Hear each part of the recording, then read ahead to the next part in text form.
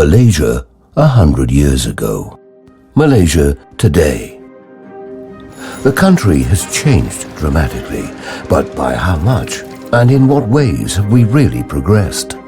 One way of answering these questions is to compare economic performance of the early 20th century while under British colonial rule with that while under national management.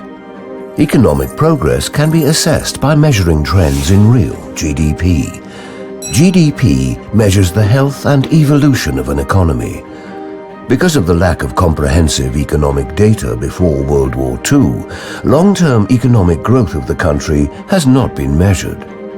New estimates of Malaya's GDP for the first 40 years of the 20th century show that Malaya's commodity-dependent economy boomed despite extreme volatility, external shocks of World War I and the Great Depression, and being heavily reliant on a limited number of trading partners.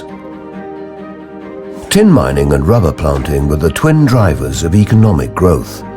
Initially, tin was Malaya's primary export commodity, but its preeminence was soon overtaken by the phenomenal growth of rubber exports that were needed for the US automobile industry.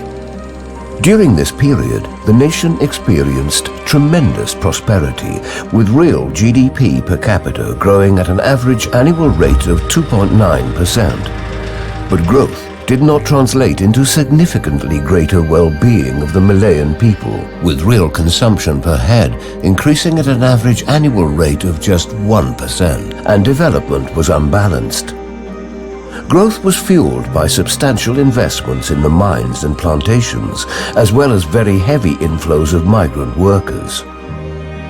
Malaya's communications strengthened to support its increasing international trade, from river transportation, rickshaws and limited railway links to motor cars on newly built tarred roads, extensive railways and modern aviation.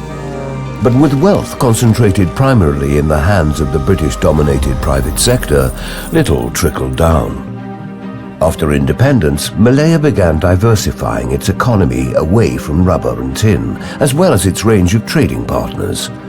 Vast oil palm plantations and the growth of a modern economy under national management helped to almost end rural poverty and spawn the rise of a middle class. Industrialization and services became the country's main economic drivers, with hydrocarbon revenues supporting development. With a national vision, supportive policies and implementation of broad-based economic and social development programs, Malaysia has increased prosperity and dramatically reduced poverty.